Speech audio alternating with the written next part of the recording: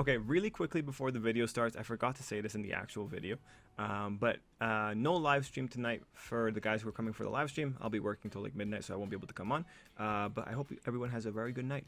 Anyway, let's get to the video. Hey everybody, it's Tripl-L coming in to talk about My Hero Academia. Sorry, I'm just getting the camera adjusted. My Hero Academia, chapter 370. I am excited. This is what I've been waiting for. If you've been following the channel, you know I always talk about it. The Shoji storyline. We have the storyline right in front of us. It's unfolding as we speak. I personally am. This is going to be amazing for me. This is probably like one of the chapters that I'm really looking forward to. Now you might say like, well, Triple, you know, why? Like this doesn't really seem all that exciting. There's some things that Horikoshi's doing. He dropped some Star Wars references that I think Viz made less noticeable. But you know, like why is it so exciting? It's exciting because this is like Horikoshi is coming into a really compromised position here. This storyline is just, again, like there's no other words to describe it other than it's a very compromised position. And I'm not talking about like some kind of societal position or moral position. I'm talking about like a position within the story. This is going to be very hard for him because this kind of story is not necessarily what the readers want to read at this moment in time. And when I say compromised position and the difficulties associated with it, you can see it in the online reaction to the chapter in that, you know, people are kind of just like pointing out, well, you know, this hasn't gotten build up, you know, wasn't there a better way of dealing with such a topic? But yeah, no, that's why it's going to be a compromised position. The things coming into it is that Horikoshi has had this storyline in his mind for a long time. We know that he wanted to talk about Shoji for a long time. What that usually means is that there is a bias. This is no longer about whether or not this is a good idea from like a manga publication standpoint. This is about Horikoshi wanting to do what he's always wanted to do, something he's wanted to do for years. And so when we're coming into this, you have to like really remember that this storyline is 100% close to Horikoshi's heart. There's only one storyline I think that we've known about for years, and it's been the Shoji storyline, that being that it was coming. In terms of a storyline that you wouldn't know about from the manga, but you would know about if you followed his interviews. I mean, like just last year he was saying that Shoji was still doing his best, right? So what I'm trying to say there is, because we can make a reasonable assumption that emotions are involved here with Horikoshi, that this is something that's near and dear to his heart, Shoji is near and dear to his heart, we're going to see a kind of compromised rationale here. He's going to be fighting against what he should be doing and instead be showing what his heart wants him to be doing. And I'm playing like the, you know, the heart versus mind, just to give you like the better idea of the conflict that's coming in. Just because when the emotions get involved and when you have like this deep-seated idea, you might not get the best judgment. And already in the chapter, there's a lot of little tricks that Horikoshi is doing to try and make this easier. But like, make no mistake, this is an extremely hard position to be dealing with because this is an issue where, you know, this is the story he wants to tell, but he has to tell it in the format of Shonen Jump, or in the format that works for a Shonen Jump series. So what you're probably going to see here, because he can't stay away from Izuku for too long because that's where all the excitement is, what you're going to see here is that he's going to have to try and make this very relevant. He's going to have to try and weave Shoji's storyline into the important bits. This battlefield probably needs to have a significant conclusion, given how technical he tends to be. And given that he's probably going to be using something similar to his strategy for joint training, that being at the end of joint training there was something significant, even though the rest of joint training was something that most people just kind of ignored. He's probably going to put something significant at the end of this particular battlefield, which may indicate a shift in the tides. Like, the easiest solution here is to have Kurogiri get out after all, because I think Kurogiri being out gives us more it gives us a better position in the future for having Shirakuma do something cool in the worst possible moment, or in like the best possible moment, depending on your perspective on it. So other things about this story too is Horikoshi does not have the best pieces to make this work. So he doesn't have time. He's in pressure because he has to get this done to also be able to not overcrowd the series with Shoji's problems right now. He needs to be able to go back to Izuku. He has Shoji, who is a character that he cares about, but no one really knows anything about Shoji other than he's a minimalist. So you're coming in with a character with almost no backstory here, other than like things in the interviews and the volume extras. And then you have Spinner, who is not a good rhetorical opponent. I don't care what you say. Anyone who is in real time losing their rational faculties is being propped up as a figurehead, is being manipulated by All For One of all people, and is being used by All For One. That is not a rhetorical opponent. There is nothing of value in trying to talk to Spinner. There is no unique perspective that you're going to get out of this. Shoji is not fighting an opponent. He is really fighting a victim and trying to save the victim from himself. Like, this is a rescue operation to save these people from being idiots. And the other thing here, like the other way you can play this, and it's going to be the way that Horikoshi's probably going to play it, Shoji is not really fighting a villain. He's also fighting his worst potential. The technique that Horikoshi used here, putting Spinner against the waves and having Shoji also being against the waves at the end of the chapter, is the biggest indication that what you're going to be seeing here is probably some kind of implementation of Shoji fighting against what he could have been. This is going to be very Gentle-esque in the sense of the dynamics are the character is fighting what they could have been. Now, what makes this also a terrible position is because the readers fundamentally know that Shoji has already won against his worst potential. We know he's already won against his worst potential because look where he is. This man is not shaking. This man is not doubting anything. This man reaffirmed the value of heroics when he was thinking about Shoto. And also that Shoto moment, honestly, probably not a good play on Horikoshi's part, because when you had Shoji talking about Shoto when they found out Dabi went down, honestly, you should have probably squeezed something in there from the mutant shape angle. Should have gone in that direction just so you could build this up a little bit more. It would have assisted a little bit. Probably a bad play on Horikoshi's part, but like maybe he can spin it. Anyway, when it comes to Shoji, again, compromised position, because we already know he's already beaten his worst potential, and now like his worst potential is again being realized in Spinner because of the parallels that are drawn between them in the beginning of the chapter and the end of the chapter. But the reason that he has to do that is because Spinner is not a rhetorical opponent. So his solution here, or he's probably going to veer towards it, is he's going to paint the picture where Shoji has suffered just as much as Spinner, but hey, look, he still sees value in society. He still knows that society has a chance. He still knows things can get better. Because this guy who went through so much is able to be good, why aren't you good as well? That's the kind of angle that we're probably going to see here. That's going to be the simplest angle you could take, because that one would sort out the storyline without having to get deep into the reads about it. Given his position here, he kind of has to go on that route unless he can do something truly novel that I can't see coming, but that is able to resolve everything. That'll be good. Now, because Horikoshi is a super technical writer, we have a pretty good idea of the logic he's going to try and employ here, because we've seen it before. And mind you, this is my my theorizing based on like his writing patterns. But what I'm going to be looking forward to here, and this is the most exciting thing, I want to see how he's going to string together this little thing with Shoji. I want to see how he's going to build Shoji's position. I want to see how he's going to have Shoji reflect on past events, because Horikoshi likes reflecting on the things that we've seen in the manga, and he likes putting these things together to make it look like there's a coherent story here, even though like sometimes there really isn't. That whole thing with Shoto versus Dabi, where Shoto was like thinking about like certain moments in his past, I was like, nah.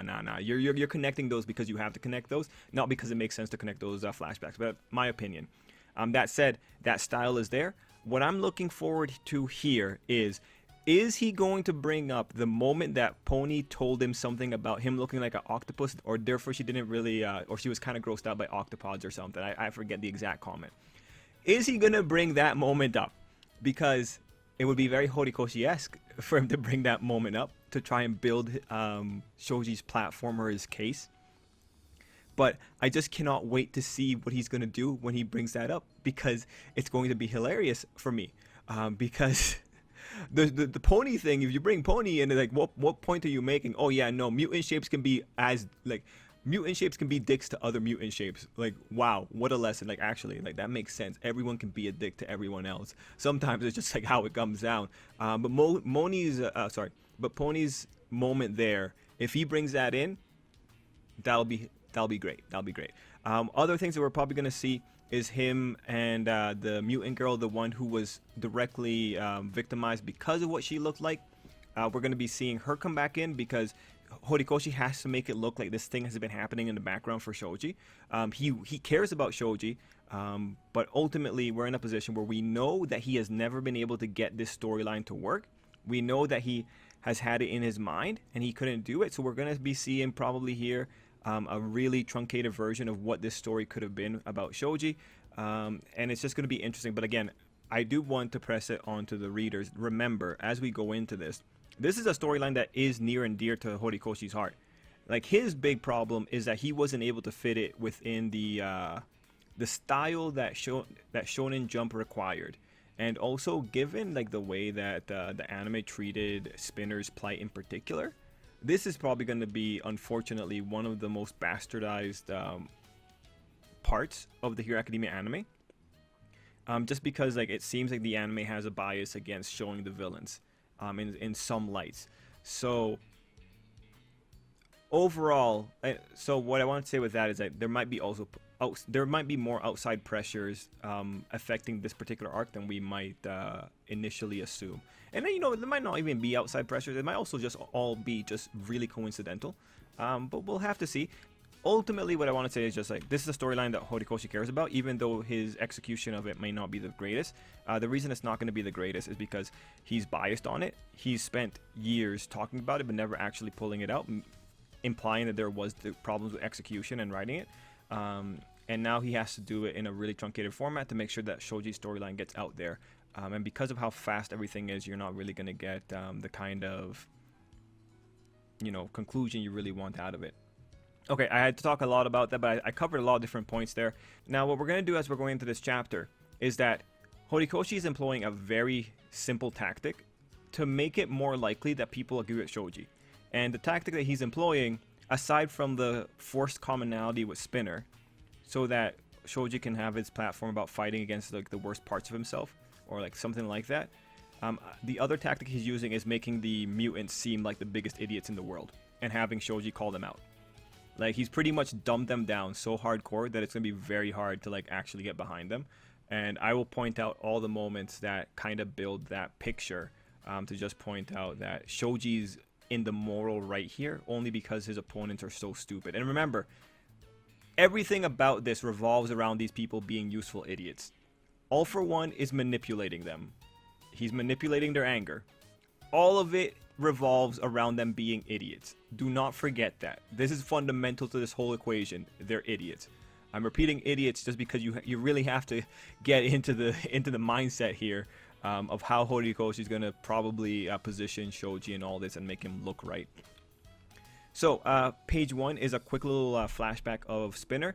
Now, there's little things here, like we see that it's a rural area. We know from Villain Academia that Spinner was in the rural parts of the country. We know that heroes aren't really there. We know that, discrimination just kind of runs rampant in those small communities. This is really critical because some people later are doing stupid things. And the other thing to like really bring up here, and this is something that Horikoshi does well, but he never actually brings it to public attention, because if he did, people get more angry. But any hero that says that society is oversaturated with heroes is wrong. It doesn't make sense given how much crime happens in Japan. They're wrong. Nothing in Hero Academia actually supports that statement other than the heroes postulating on it. The heroes are biased because they are in the big cities where they see all the other heroes, and yet somehow people like Ryukyu have the time to go on vacations with their little buddies, while Izuku and the rest are like working their butts off. Good old Endeavor is running all over the city. The man is like paying so much attention he can stop a random driver yawning from running over a lady and sending her into isekai. Alright? The crime rate in Hero Academia is so high that they need more heroes. The crime rate in Hero Academia is so high and the heroes are so small that an entire army was able to form beneath the bowels of society. Hero Academia society is not saturated. This whole thing is the proof of it. To be saturated, you have to be everywhere. The reality is it's concentrated in one area and no one else goes outside. So when it comes to the heroes, what you have to take away is that they're extremely biased. It's a lot like the moment where Nagant talks about like how society is warped while she's in her penthouse suite looking down on the world and looking down on the poor or like the middle class and complaining about how sucky her life is. Yeah, it's the same thing. Like, the heroes are just biased on their position and they don't really see the reality of the situation outside. So we come into this. We have the quick little background. Horikoshi uses this shot of a gecko to point out Spinner's connection to the animal, how he's creepy, and like, you know, his suction ability. Dirty blood, you tricked us. Don't really know about the tricking thing. Maybe because Spinner's mutation came out when he was 5. You know, so he looked like a normal kid before that. And then we have, no matter how much society progresses, we will never accept your kind. So it's actually really important to put we, because that says like, oh, society's getting better, but like we, yeah, no, man, we're purists, all right? Like, we're blood purists. We're not getting involved with you, all right? So that's important, just because they have to acknowledge that society was getting better. And this is like the point that you need to acknowledge if you want Shoji to be right here. Okay, so we go into page 2. So the critical thing on page 2 is turning back the clock a bit to just after Battlefield's received word of Dobby's defeat. This is critical. I really didn't expect this was happening, because I thought we were going to be right when All For One does his freak out hair attack. It's not a hair attack, but it's his freak out with 9 lights. What that means is that we might be seeing Shoji have a good run here, and then we see like the big critical moment where that signal comes through and the tide turns aggressively. So this is a little bit unfortunate that we're turning back the clock, because I would have liked to continue the momentum, but he kind of has to do it because maybe Shoji doesn't get a good run once that signal comes through. But now we have to look at the signal and keep it in mind as a potential tide turner, if it is a signal. Now, on this page, we learned that Kurogiri, the closest thing to a masterpiece out of all the high ends, okay, we learned that he was in the hospital. I'm not going to point out anything about vigilantes on that one. And we have just like the old story of how Spinner got to this situation. Page 2 doesn't give anything important other than, you know, just the context of the scene that we're seeing. Page 3 goes a little bit harder by saying ordinary citizens who sympathize with their cause. So this is pretty much people who are angry about the situation.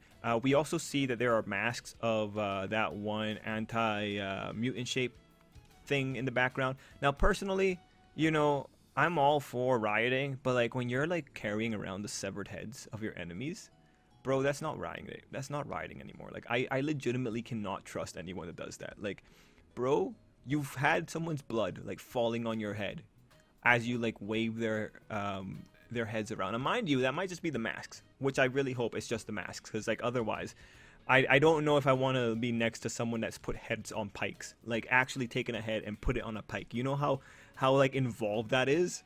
Like, I don't trust anyone that would do that. Like, you actually, you know, in a way, you're kind of as monstrous on the inside as you are on the outside.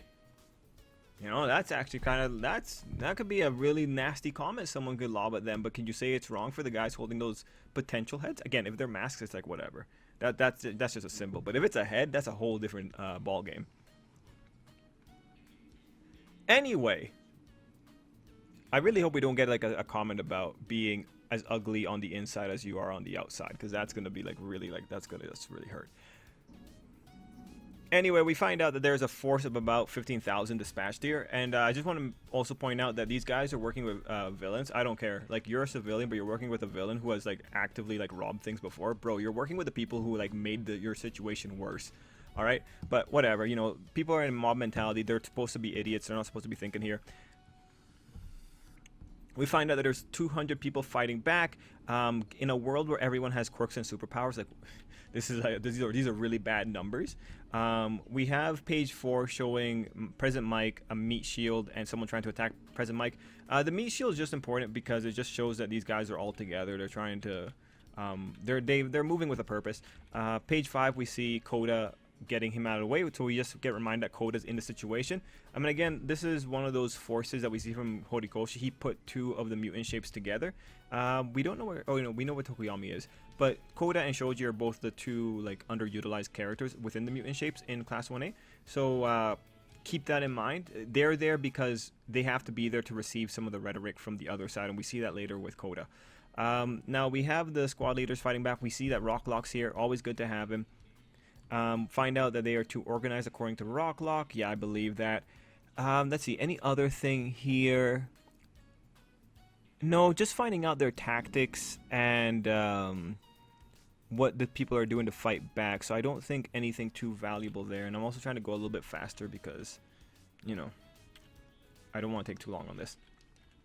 All right, so we move into page 6, where we have a pretty nasty sequence of some Spinner fans and others yelling at Rocklock. So one of the points I found really funny here is them yelling, "We ain't rioters," and it's like, bro, you can say you're a liberation army, but like you're rioters. Like you're rioters with a cause, but you're also kind of not, because like you're being used by a megalomaniac who likes getting into little boys' bodies.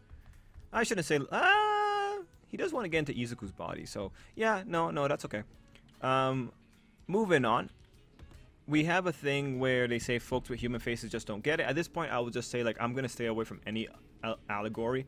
We're going to just keep it concentrated on Hero Academia here. We have Coda being knocked over, and we have a pretty nasty image of Coda being, like, confronted by this random civilian after begging for them to please stop. Now, here we see him saying, "Raised in a big city were you, traitor to your kind." All right, so here is, like, again, the reminder. Big cities tend to be better. In other words, this isn't a problem that is everywhere. This is a problem that can be fixed. It is being fixed in the big cities where people are coming together and putting aside their differences. Like, yes, isolated communities tend to fester because they tend to have old antiquated ideas that don't get refreshed. We know this. All right? Keep that in mind. They keep pointing it out. Now let's see, liberation. I gotta see if there's any like little comments here. I can't read, man. I can't read that small kind of text. Anyway, we go into page 8, and before I start like getting into the rhetoric here, and like the best thing when Horikoshi has people like making giant platforms is that he's very good at making them stupid if you know how to read it. So before we start like attacking this, I just want to point out, because I've been noticing this a lot. This guy's shoes. I don't think he's wearing socks, and I just don't fully understand why these people don't like wearing socks. Those shoes must be so smelly and so greasy. Like, bro, proper hygiene. Like, put on some socks. Anyway, let's go through the first page. Quirk counseling, quirk education. So he's bringing these things up. Now, here is one of the unfortunate things, and like, good on Horikoshi for not showing it off. But I don't know what quirk counseling looks like. I don't know how bad this is.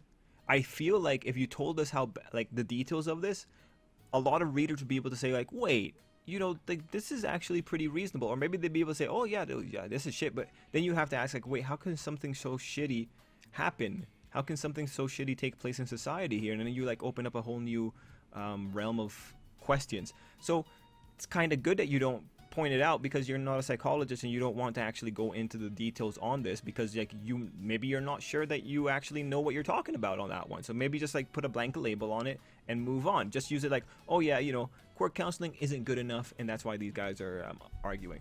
Honestly, this isn't a psychology series, so good on Horikoshi to avoid it. It does make things difficult when this is part of the big platform, however. You know, pros and cons. Anyway, we have him calling it nothing but phony nonsense, all of it. Okay, quirk education. Here's where we can start like calling it out. Is it phony? Because people are learning to get together. People are learning to like be cool with each other. People are learning that in society, like in the modern society. Like, is it really phony nonsense? No, it seems to work. That's education is what a city is built on, so it seems to work. We know this all too well because of the forms we bear. So they're just calling back. That's an appeal to emotion, appeal to history of their personal history. Then we have the Star Wars references, the Great Jedi Purge, and Order 66, or the 6-6 incident. So this is where this might have been a misplay on Horikoshi, because you want to take this seriously, and you're throwing in Star Wars references. You know, like, depending on the mindset of the reader, that might not work well. Now, the thing is, Horikoshi might be thinking, like, okay, these are terrible events in Star Wars history. I, as a Star Wars fan, take these seriously because these were really terrible. Lots of nice people died. People that didn't deserve to die. So I can just, you know, put this in here, a nice little Easter egg, and just convey the magnitude of those events to the readers if they note the incidents. Now, the problem is that people are jaded.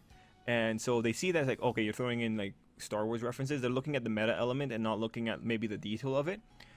So this is one of those like possible misplays. Maybe I wouldn't make references to pop culture or to like a movie like that, you know, during a relatively charged event, you know.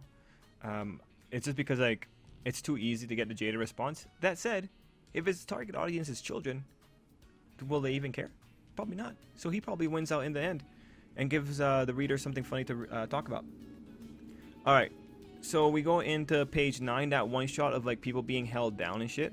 I thought that was really good. The history of the paranormal is one of persecution and oppression for those who don't fit in the mold. I believe that. I believe that that was definitely a big problem at the beginning. And what excuse was offered by those who joined in the slaughter of their own kind? They gave me the creeps, they'd say, sweeping it all under the rug. I believe that too. I think that's actually a pretty good line there. Very good. It makes it like a lot more tragic. It's just saying that they gave me the creeps. Just one little thing like spirals into like a decade or like a history of bloodshed. All right, awesome. Okay, and then we go into like the very critical panel. These days, society has reflected and made amends, or so they would lead you, or so they would have you believe. Sorry. Now, I was getting excited. So the critical thing here, there's a few. We see people in positions of power who are heteromorphs or mutant shapes. We see just a regular guy hanging out with his regular guy friend, right? Showing that, yeah, shit, you know, things can get better.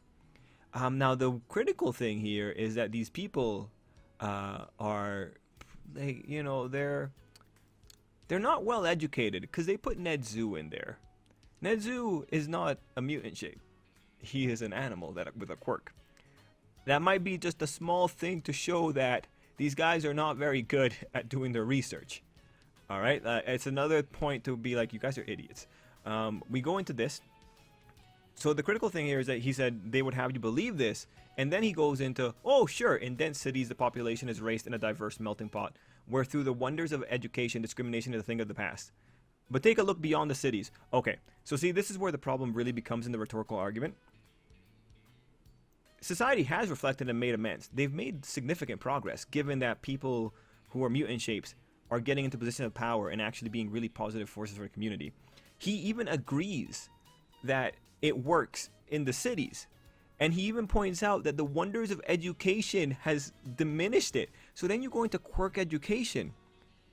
How can you call it phony when on the other hand you're saying, oh yeah, it works when it's given a chance to work, right? So there's you see like the lack of agreement here.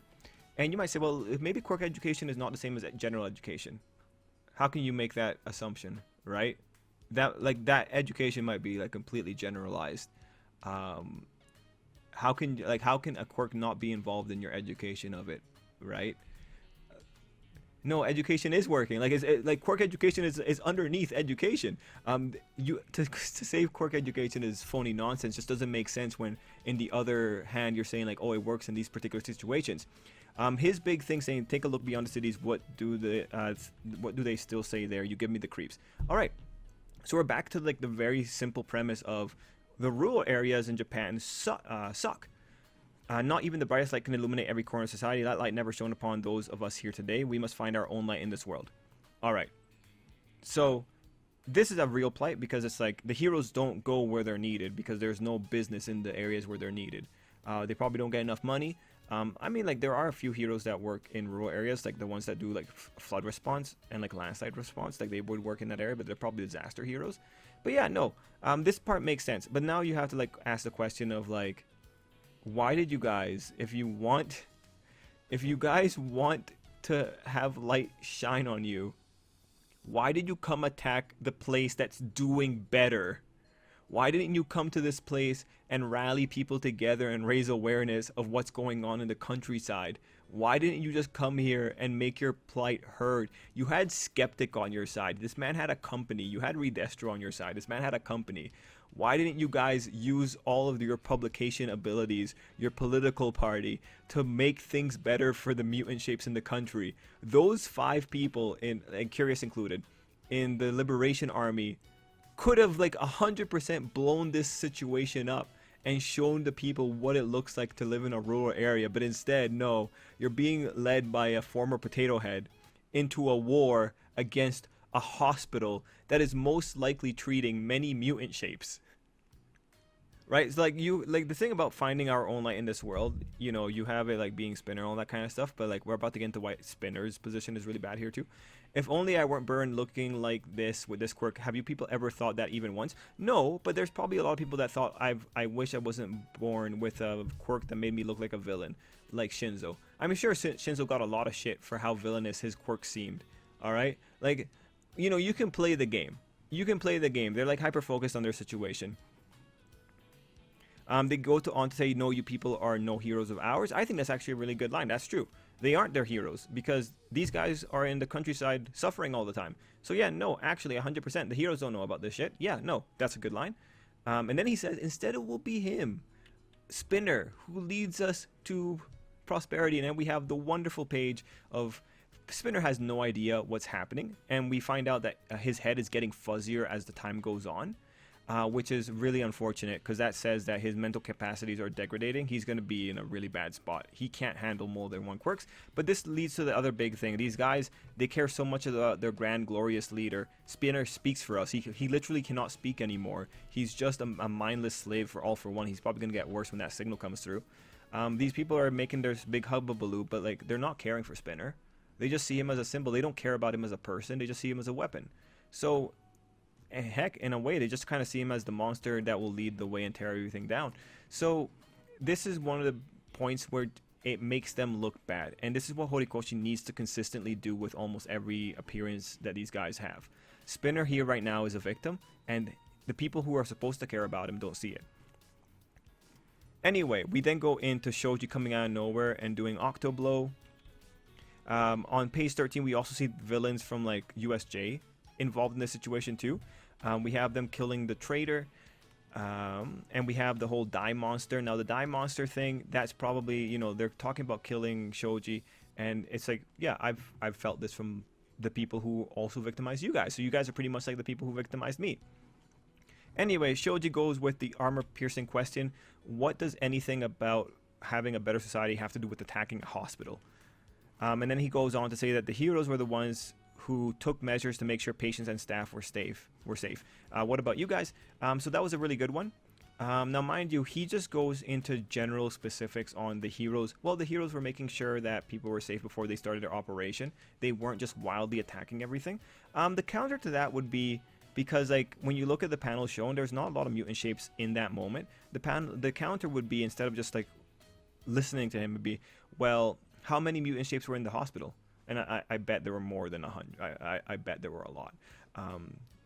But yeah, no, like you would counter Shoji's point here on like, well, how many of those people were normal looking? And you would try and slant in that direction. But Horikoshi doesn't let them go in that direction on this chapter. Just because like you don't need to muddy the waters, and that would just open up more things. It'd make them look like idiots for a little bit longer, because you'd be like, obviously there's mutant shapes there. We're a society where mutant shapes are accepted. We then go into the no matter how much society progresses, we will never accept you and your kind. And we have Shoji again paralleled to Spinner. And again, this is just Horikoshi showing that Shoji has gone through a very similar situation. I don't think that the person in the first page is Shoji, given that there was the gecko superimposed on the panel of it. It's just like, it is a interesting image. We might, you know, maybe next week we find out that it's actually Shoji the entire time, but I really do think it's probably Shoji and Spinner. Anyway, the parallels are really aggressively played here, because what Shoji's ultimately going to be fighting is himself, since Spinner isn't a villain in this case. He's a victim. He's a victim being used by a villain, and he's losing his mental faculties. So like Shoji can't speak common sense to him. So that's why it's going to be a fight against himself pretty much. Anyway, Shoji goes on to say, like, do you have a plan here? Otherwise, I'm not going to let you guys do this shit because you guys are idiots. And you have that awesome shot of Shoji's face. We have seen ideas of Shoji's face before from sketches, but here we see that it's really messed up. We see a lot of scars, probably meaning that people were like beating him up all the time, which is honestly like terrible. So that is chapter 370. It's a really tricky chapter. As we go forward, Horikoshi has to employ all the techniques he possibly can to build up Shoji's position while also assassinating the position of the Liberation Front. He needs to do this because he needs to go for a very clear idea of like, what these guys are doing is wrong. Yes, they may be justified in the situation with the countryside, but they're attacking people who are doing better. They are penalizing the people who they want to get along with. They're penalizing the people who have gone beyond like dirty blood or whatever, and are getting along with people despite their shapes. You're attacking the people who are helping you, right? So that's the big thing that Horikoshi probably has to go in with here. And again, on the position on the villains, the big thing here is that they're being manipulated. So he probably has to play into that angle if he wants to redeem the civilians, because they just got caught up in mob mentality, right? So that's what we're going to be seeing here. In this page 14, you already see like a moment where the guys are just kind of looking at Shoji as he's speaking. So like maybe already that's a sign of Shoji kind of getting through to people. The other issue here though is that there's like more than 1,000 of them here. Like Shoji cannot shout so much that everyone's just going to stop doing what they're doing. So we'll have to see how Horikoshi wants to handle this. But yeah, next chapter, I am 100% expecting that we're going to get a lot of little scenes like strung together to kind of build Shoji's platform. And we're probably going to see some more idiocy from the Liberation Front.